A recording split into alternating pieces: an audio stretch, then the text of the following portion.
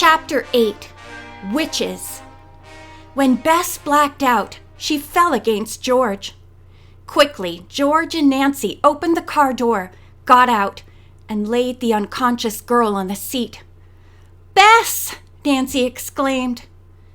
As she and George leaned over her, worried, Bess's eyelids raised and she looked up at them. At once she tried to sit up, but the other girls told her to take it easy. "Are you all right?" George asked. "Yes," said Bess. She felt her forehead. "Ow," she moaned. "I sure gave my head a bang." "All of us might have been killed," George cried indignantly. "Whoever could have been so careless?" Nancy declared, after noting an excavation for a building and a neat pile of the blocks off the roadside, that it seemed like more than carelessness. It looked as if the cinder blocks had been deliberately tossed onto the road. "The hex is working," Bess muttered. Her cousin gave her a dark look. Then she and Nancy started to carry the blocks out of the way so they could drive on. Bess, not feeling up to helping them, got out of the car and idly watched. The others were almost finished with their task when a piece of paper, stuck into an opening of one of the blocks, caught her eye.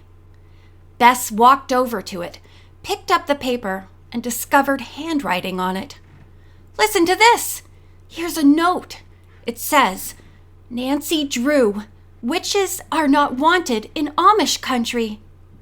Nancy and George rushed to Bess's side and read the note themselves. "This explains a lot," said Nancy. "That man who rushed past us was Roger Holt in disguise. He knew these blocks were here and threw them in the road and left this note." The cousins gasped. "You're right," said George, "and we're going after him. Come on!" The girls quickly got into the car and started off. Bess remarked that the man had such a head start they would never be able to find him. "We'll watch for his tire tracks in the dust," said Nancy. The young sleuth pointed out that this was not a well-traveled road. Moreover, it was an extremely dusty one. It should be easy to trail the man. As they hurried along, Nancy said she had a whole new slant on the case. The couple for whom Manda might be working were Roger Holt and his wife. "You mean they're posing as an Amish couple?" George asked. "Yes. Since he once lived here, he'd know just how to do it. I doubt that he'll suspect we've guessed it, though, and will take bigger chances than he might otherwise. But he'll be dangerous just the same," Bess warned. "By the way, how long are we going to follow Roger Holt, or whoever it was that left the note?" "To the highway," Nancy answered. "This road doesn't cross it according to the map, so the man we're pursuing would have had to turn onto the highway. After that, it'll be pretty hopeless to follow his tracks." Reaching the main road, Nancy turned left as the man in the car ahead of her apparently had done, judging by the tire marks in the dusty road. She sped along nearly a mile, but did not overtake him. Finally, Bess pleaded that they give up the chase. "I have a dreadful headache," she said. "Please, let's go back to the Kreutzes." "Of course," said Nancy kindly. "Why didn't you tell me before?" She turned around and drove back to the Kreutz farm. Manda's mother came out to greet them. "Did you find any trace of my daughter?" she asked quickly. As Nancy alighted, she told the woman about the Amish couple for whom Manda might be working. "Tomorrow we'll make a further search to locate them," she promised. Mrs. Kreutz looked at Bess, who was being helped out of the car by George. "Why, look at your head," she cried solicitously. "What happened?" "We had to stop suddenly, and I bumped it," Bess replied. From their years of friendship with the young detective, Bess and George had learned to let Nancy act as a spokesman. She seemed to know just how much to reveal, whereas they were afraid they might give information that Nancy would prefer to keep secret for the time being. Nancy told Mrs. Kreutz about the cinder blocks being thrown in the road and her inability to stop the car in time to avoid running into them. But she said nothing about the note or her suspicions regarding the Holts. They all went into the house, and George asked, "Have you something we can put on Bess's head? It's aching badly." "Yes, I have some homemade liniment," Mrs. Kreutz replied. "But I will do a little powwowing, too. Come upstairs." After bringing the bottle of liniment and a cloth to Bess's bedroom, she told the girl to lie down. Sprinkling the folded cloth with the liniment, the woman laid it on Bess's forehead. Then she went for her Audiobook. After turning several pages, she came to the one she wanted and let the book lie open on her lap. In a low voice, she began to read from it in German. The three girls could understand little of it. Mrs. Kreutz now gently stroked Bess's head, then her arms. Finally, the woman closed her eyes and began to mumble to herself. Nancy and George wondered if she were repeating words from the Audiobook or whether she was praying. A few minutes later, Bess heaved a sigh, then closed her eyes and fell asleep. Mrs. Kreutz seemed to be unaware of anything but her powwow. But presently she stopped speaking, arose, and motioned to Nancy and George to follow her from the bedroom. They closed the door and all went downstairs. Abruptly, Mrs. Kreutz's mood changed completely. Smiling, she asked the two girls if they would like to help her prepare supper. "We will have moon pies tonight," she said. "And I'll bet they taste out of this world," George said with a laugh. "That is a good joke," Mrs. Kreutz said. "And I suppose you have never heard of them. Come, we will prepare a dozen." She took some pie crust dough, already mixed, rolled it out on a table, and floured it. Then she told the girls to cut the dough into round sections 6 inches in diameter. This done, she asked George to go outside to the small stone house through which a stream of cold water flowed. Here, crocks of milk, cream, cheeses, and meats were kept cool.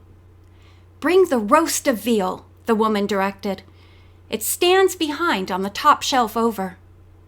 George grinned, wondering if she would ever find the veal. But presently she came back to the kitchen with it. Mrs. Kreutz cut off a generous piece of the meat, put it into a wooden chopping bowl, and cut it up finely with an old-fashioned chopper. The meat was now transferred to a skillet on the stove. Butter, cream, salt, pepper, and pickled relish were added. After it had cooked a while, Mrs. Kreutz directed the girls to butter each of the pie crusts. Then into 1/2 of each, she put generous spoonfuls of the meat. "Now pull the lids over 1/2 and pinch the edges all around with your thumb," she instructed.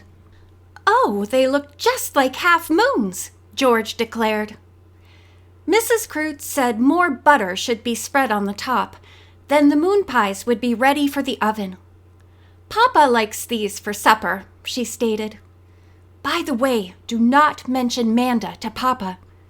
When he is ready to talk about her, he will ask you." Nancy and George agreed to wait. Within an hour, Bess came downstairs, saying she felt much better. "Thank you for the treatment," she said to Mrs. Kreutz. "Doesn't something smell good? Mmm." George laughed. "Bess must be back to her normal. She's hungry." Then she told her cousin of Mrs. Kreutz's request not to mention Manda. As promised, the girls said nothing about his daughter when Mr. Kreutz walked into the kitchen. He said good evening to the girls, and they all sat down to supper. During the meal, he did not bring up the subject of his missing daughter. Instead, he talked about his crops. But as soon as the dishes had been washed, he called Nancy aside and asked her what she had learned about Manda. As the others listened, Nancy told him in detail. At the end, she said, "Mr. Kreutz, I think you should notify the police. They may know who has moved into this area recently and locate Manda easily." "No!" Mr. Kreutz cried in a loud voice, pounding the arm of his chair with his fist. "I am an Amish man. We take care of family matters without the help of the police. No, I gave my permission to you to locate my daughter, but no one else outside the Kreutz family will be allowed to interfere." Suddenly, he rose from his chair and reached for a Bible that lay on the windowsill. "I will read a few passages," he said. "Then we will pray for Manda." The girls listened attentively to the High German he read and bowed their heads when he did. At the end, there was a short silence. Then the farmer asked Nancy to tell him what else she had done that day. As she talked, Mr. and Mrs. Kreutz listened with half-hearted interest.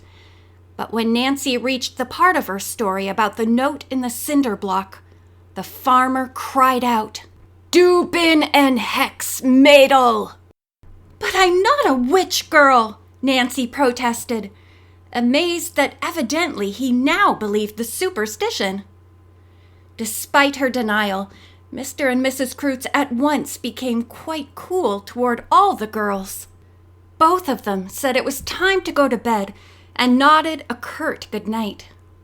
The girls climbed the stairs, nonplussed by the change in attitude. As they undressed, the three spoke in whispers. "This settles it," said Bess. "We'll move out in the morning." "Yes, we're certainly not wanted," George agreed. "Imagine their believing that you're a witch, Nancy." Their friend, with a mystified expression, asked herself, "But why are the Kreutzes so convinced all of a sudden that I am a witch? There's something to this they haven't told us." End of chapter 8.